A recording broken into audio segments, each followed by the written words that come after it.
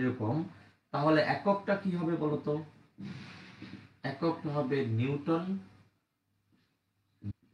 মাত্রা সমীকরণ হবে M L one L cube T inverse two. M inverse one L cube কত বলতো? T inverse two. এটা হলো মাত্রা সমীকরণ। আর মানটা কত? মান হলো 6.67 10 to the power -11 newton metre square KG inverse two. এইগুলা আমাদের এমসিকিউতে মাঝে মাঝে লাগে, যে মাত্রা সমীকরণটা কত, এটা কত, ওইটা কত, এমসিকিউতে লাগে। বুঝতে পারছি আমার মনে হয়। ঠিক আছে, এখন মহাকর্ষ চ্যাপ্টার আমরা শুরু করব, অথচ একটা জিনিস আমাদের মধ্যে মানে সেইরকম ভাবে তোমার ইয়া করে, কি বলে, আঘাত করে, মনে টানে, সেরকম সেরকম একটা চিন্তা আসে। কিরকম চিন্তা বলি? নিউটন তার মহাকর্ষ সূত্রে বলেছে এই মহাবিশ্বের প্রতিটি বস্তু কণা একে অপরকে আকর্ষণ করে। এক মহাবিশ্বের প্রতিটি বস্তু কণা একে অপরকে আকর্ষণ করে। এই আকর্ষণ বলের মান হবে বস্তু কণা দুটির ভরের গুণফলের সমানুপাতিক, এদের মধ্যবর্তী দূরত্বের বর্গের ব্যস্তানুপাতিক, তাই না? এবং এই বল এদের সংযোগ সরল রেখা বরাবর ক্রিয়া করে। তার মানে কি, পৃথিবী একটা বস্তু, একটু এই জিনিসটা কিন্তু আমাদের অনেকের মনের মধ্যে প্রশ্ন, কিন্তু উত্তর হয়তো কোথাও পেয়ে গেছি আমরা, সদুত্তর অনেকের কাছ থেকে শুনেছি, আমি আজকে আবার উত্তরটা দিতে চাচ্ছি। পৃথিবী একটা বস্তু, আমি একটা বস্তু, বিশ্বাস করবা কিনা জানি না, পৃথিবী আমাকে যে বলে আকর্ষণ করে আমিও পৃথিবীকে একই বলে আকর্ষণ করি, এক চিমটি কম না, এক চিমটি কম না। আমি আর পৃথিবীর মধ্যে যে মহাকর্ষ বল, আমিও পৃথিবীকে আকর্ষণ করি, পৃথিবীও আমাকে আকর্ষণ করে। এবং তোমরা আমাকে একটু ঝটপট বলো, সেটা হলো যে কি জানি বলতেছিলাম, যে তার একই বলে আকর্ষণ করে। তাহলে আমাকে অনেকে বলে, স্যার আমি দোতলা থেকে লাভ দিলাম, তিনতলা থেকে লাভ দিলাম, আমি পৃথিবীতে দিকে পৃথিবী পৃষ্ঠে গিয়ে করতেছি, কই পৃথিবী তো একবার আমার দিকে আসলো না স্যার, পৃথিবী কি একবার উচিত না স্যার আমার দিকে একটু আসা? স্যার আমি বারবার পৃথিবীর দিকে যাচ্ছি, ও কেন আমার দিকে আসতেছে না? আপনি বলেন একই বলে আকর্ষণ করে, আমি পৃথিবীকে যেই বলে আকর্ষণ করি, পৃথিবী আমাকে একই বলে আকর্ষণ করে। তাহলে স্যার, তাহলে আমি পৃথিবীর দিকে নেমে যাচ্ছি, কেন পৃথিবী কেন আমার দিকে আসতেছে না? প্রশ্ন আসে না? তোমরা কি উত্তর জানতে চাও না? চাও কিনা একটু কমেন্টস আগে জানাও, তারপর আমি জানাবো। আমার ছোট সবারই মনের মধ্যে প্রশ্ন, কি রে এই নিউটন কি কথা কইল রে নিউটন, যে তারা সমান বলে আকর্ষণ করে, তারপর আমি একটা বস্তু, আমার ভর মাত্র 60 কেজি 70 কেজি, আমি পৃথিবীকে যেই বলে আকর্ষণ করি, পৃথিবীর ভর এত বেশি, পৃথিবী নাকি আমাকে একই বলে আকর্ষণ করে, ওই একবারও তো পৃথিবী আমার দিকে আইলো না, আমি লাভ দিলাম পৃথিবী আমার দিকে আয় পর, ওই আসলো না তো, একবারও আসে না স্যার, কারণটা কি? কি নিউটন তাহলে কি ভুল কইছে স্যার? ভুল কইছে? ও কি স্যার, কি কথা বলো স্যার? ওই যে ক্যামব্রিজ না, হ্যাঁ ক্যামব্রিজে বসে বসে, ক্যামব্রিজের আমি টিভি দেখলাম, যে একটা ব্লগ আছে, সেই আপেল গাছ নাকি এখন আছে, আপেল গাছ, সেখানে বসে বসে সেই এই তুগলুকি কাণ্ডটা ঘটাইছিল। সেই আপেল গাছ এখনো পর্যন্ত সেই ক্যামব্রিজ, আমি যদি ভুল না করি, ব্লগ যদি ভুল না করে, আমি দেখেছি ব্লগে, তারা ক্যামব্রিজ ইউনিভার্সিটি ভিজিট করতেছিল। ক্যামব্রিজ ইউনিভার্সিটি আসলে একটা ডেঞ্জারাস ইউনিভার্সিটি, ও মাই গড। সেখানকার সেই আপেল গাছটা নাকি, সেই ইয়েটা এখন আছে, আপেল গাছ নাকি এখন আছে, আমি জানি না এখন সেটা ব্লগটা কি ট্রু না, তার একটা প্রতীকী আপেল গাছ সাজা রাখছে, সেটা আমি জানি না, হয়তো স্থানটা ঠিক রেখে আপেল গাছটা সাজা রাখতে পারে, বা তারা ওখানে এখন নাকি আছে, নাও হতে পারে, আমি জানি না। এখন আমার প্রশ্ন হলো, আমি একটু দেখাতে চাই, কি রে নিউটন কি তুগলুকি কাণ্ডটা ঘটাই দিল, তাই না? সেই ক্যামব্রিজে বসে বসে তো সেই কাহিনীটা করছে, ক্যামব্রিজ ইউনিভার্সিটি, মানে নাম করা ইউনিভার্সিটির, মানে বিশ্ব কি বলো, সেরা ইউনিভার্সিটির মধ্যে একটা। এখন আমরা একটু দেখাতে চাই যে কেন তুমি পৃথিবীর দিকে যাও, পৃথিবী কেন তোমার দিকে আসে না, আমি একটু দেখতে চাই। তুমি একটা 60 কেজি ভরের গোলা, 60 কেজি ভর, তোমার ভর হলো 60 কেজি, তুমি এখানে তুমি আসো, তোমার ভর হলো 60 কেজি, আর যে পৃথিবী আছে, পৃথিবীর ভর হলো 6 × 10⁻24 কেজি।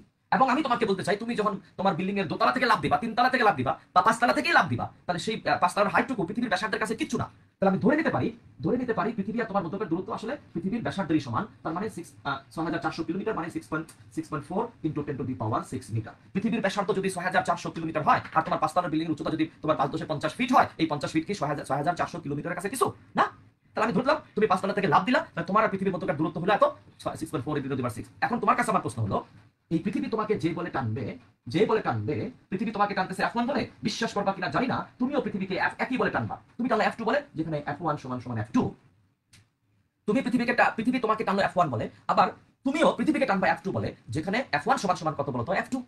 নিউটন বলছে, আমি বলি না, কেমব্রিজ ইউনিভার্সিটি আপেল গাছের তলায় বসে বসে এই তুগলুকি কথাবার্তা বলছে। এখন আমরা সেই F1 F2 মান দেখতে যাচ্ছি। F1 = F2, জি বড় হাতের M ছোট হাতের m, ভাগ কত বলতো? d square. তাহলে জি এর মান কত? 6.67 10⁻11 6 × 10⁻11 পৃথিবীর ভর, আর তোমার ভর হলো 60 কেজি, 6.4 10⁻6 এর আবার হোল স্কয়ার। F1 = F2। তুমি বলো তো F1 = F2 সমান কত আসে? মানটা একটু বলবা।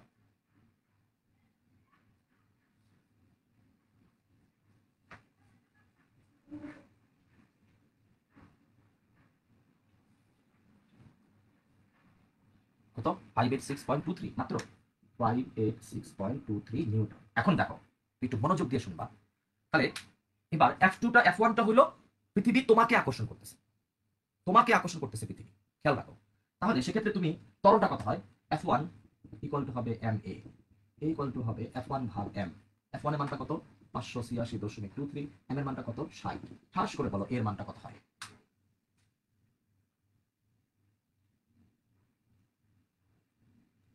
9.77। 9 পয়েন্ট কত বলতো 77 9.8 ধরা যাবে 9.77 মিটার পার সেকেন্ড স্কয়ার। তার মানে F1টা হইলো দেখতে পাচ্ছ আরো চিহ্নের মাধ্যমে পৃথিবী তোমাকে টানতেছে F1 বলে, পৃথিবী তোমাকে টানতেছে F1 বলে, এবং এর ফলে তোমার ত্বরণটা হয়ে যাচ্ছে কত 9.77 মিটার পার সেকেন্ড। তার মানে তুমি যখন 5 তলার উপর থেকে লাফ দিলা এই ত্বরণে তুমি নিচে নামতেছো, সেই 9.8 কে 9.8 নামতেছো। এবার F2টা কি, তুমি পৃথিবীকে টানতেছো, দেখো তো পৃথিবী কত ত্বরণে আসে তোমার দিকে। F2 সমান সমান ma, এটাকে A1 ধরো, A1 ধরো, তাহলে বুঝতে সুবিধা হবে।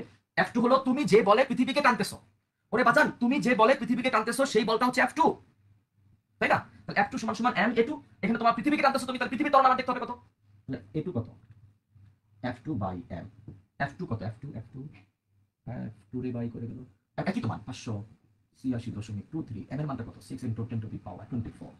তাড়াতাড়ি বলো a2 এর মানটা কত আসে, আরে অনেক তো অনেক আসবে 586.23 ভাগ 6 exponential 24, মাশাআল্লাহ 9.77 × 10⁻⁻23, 9.77 × 10⁻⁻23 মিটার পার সেকেন্ড স্কয়ার।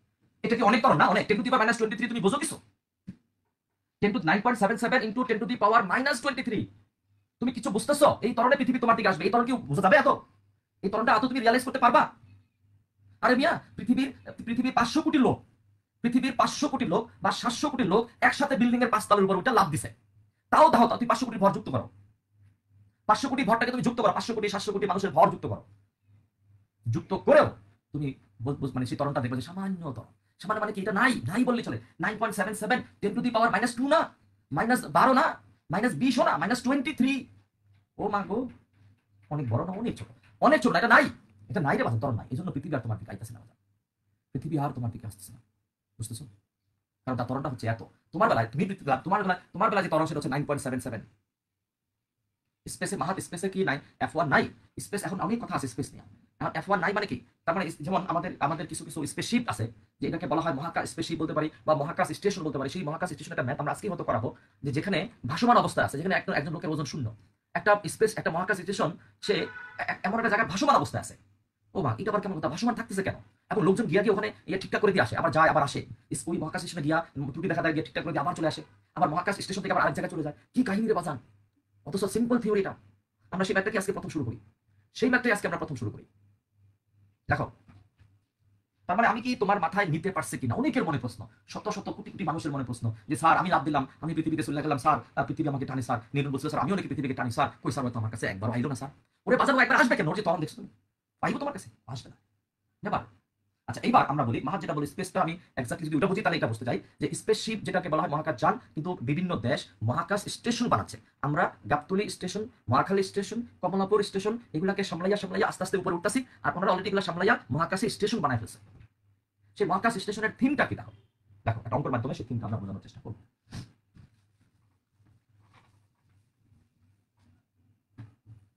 আচ্ছা এক্স্যাক্টলি তোমাদের মধ্যে কেউ কি আমাকে বলতে পারবা চাঁদের ভরটা কত? পৃথিবীর ভরটা আমার মুখস্থ আছে 6 × 10⁻24, কমেন্টসে কেউ কি আমাকে বলতে পারবা যে চাঁদের ভরটা কত, চাঁদ এক্স্যাক্টলি চাঁদের ভরটা কত?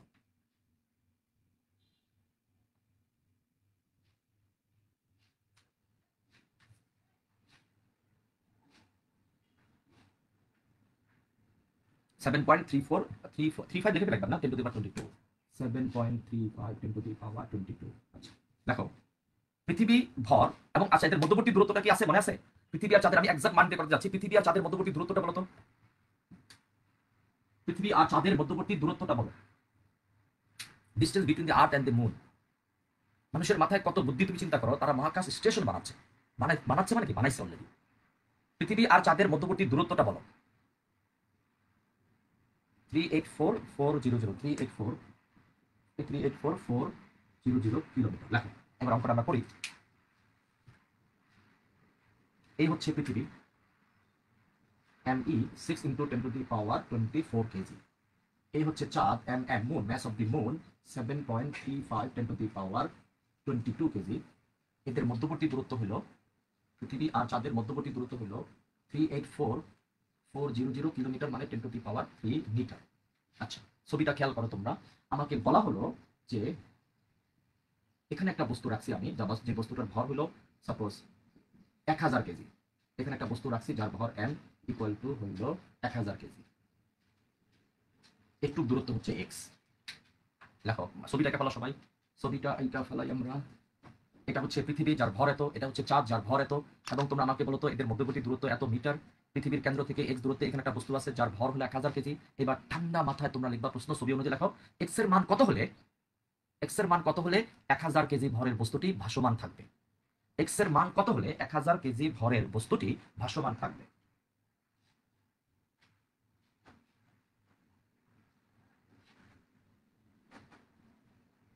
এক্স এর মান কত হলে 1000 কেজি ভরের বস্তুটি ভাসমান থাকবে? আমরা মনে হয় লিখতে পারছি। আচ্ছা, এখন দেখো কনসেপ্টটা কি, এক্স এর মান কত হলে, তার মানে এই বস্তুটাকে পৃথিবী আকর্ষণ করবে এই বরাবর, ধরো সেই বলটা হচ্ছে F1। আবার এই বস্তুটাকে চাঁদ আকর্ষণ করবে এই বরাবর, ধরো সেই বলটা হচ্ছে F2। তাহলে F1 এই বরাবর, F2 এই বরাবর, পরস্পর বিপরীতমুখী। যদি কোনো কারণে এই দুইটা বস্তুর F1 F2 সমান হয়, F1 এবং F2 সমান হয়, তাহলে পৃথিবী এই 1000 কেজি ভরের বস্তুটা পৃথিবীর দিকেও আসবে না, চাঁদের দিকেও যাবে না, ওখানেই থাকবে। ওটাই হচ্ছে মহাকাশ স্টেশন। ওটাই হচ্ছে কি বলতো, মহাকাশ স্টেশন। তোমাদের মধ্যে কেউ কি বলতে পারবা চায়নার যে এই যেটা টক অফ দি ওয়াল ছিল বিগত 5-6-7 দিন ধরে, 5-7 দিন ধরে, যে উপগ্রহের, চাইনিজ উপগ্রহের একটা অংশ যার একটা ওজন ছিল 21 টন, 100 মিটার না 100 ফিট জানি ফেলেন, আর 21 টন ওজনের একটা বস্তু, একটা অংশ, রকেটের একটা অংশ, বলা হচ্ছিল এটা পড়তেছে, নামতেছে। এবং চায়নারা দাবি করলো যে এটা পৃথিবীর বায়ুমণ্ডলে ঢোকার সাথে সাথেই এটা বেশিরভাগ অংশে বিস্ফোরিত হয়ে যাবে, বেশিরভাগ অংশে পুড়ে যাবে। এবং তারপর এটা হয়তো কোনো একটা মহাসাগর, তাই হয়েছে যে মালদ্বীপের কাছে, বলা হচ্ছে মালদ্বীপের কাছে ভারত মহাসাগরে বা এরকমই, ভারত মহাসাগরে এটা পড়লো। কিন্তু কেন এটা চায়না বা অন্যরাও দাবি করছে এটা, যে এটা পৃথিবীর বায়ুমণ্ডলে প্রবেশ করার সাথে সাথে এটা ভূষীভূত হয়ে যাবে, বা এটা বিস্ফোরিত হবে, বা এটা পুড়ে যাবে, হয়তো অল্প কিছু টুকরা থাকলেও থাকতে পারে, সেটা হয়তো সাগরে পড়বে। কেন পুড়ে যাবে এটা বিশ্ব, এটা জবাব দিবা তোমার পরে, এখন না আসলে দাও। তাহলে আমি একটু F1টা বের করতে চাচ্ছি। F1 ইকুয়াল টু হবে, F1 ইকুয়াল টু হবে G M E small M ভাগ কত বলতো, ভাগ হলো এক্স স্কোয়ার। জি F1টা হচ্ছে স্মল এম, আর এই এম এর মধ্যকার বল G M E small M ভাগ হচ্ছে কত বলতো, এক্স স্কোয়ার। আর F2 কত, G M M small M ভাগ, এটাকে ডি ধরো, এই দূরত্বটাকে ধরো ডি, তাহলে ডি মাইনাস এক্স এর আবার হোল স্কোয়ার।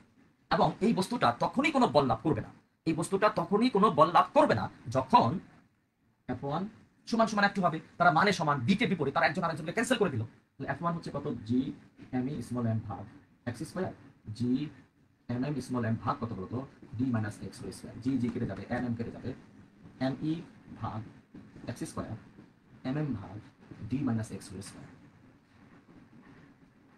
তোমরা আমাকে একটু ঝটপট বলো তো, তাহলে আমি লিখতে পারি কি, D minus X whole square, X square equal to হবে হলো এম এম ভাগ M E, D minus X minus 1 M M ভাগ এম ই রুটস। আশা করি বুঝতে পারছি।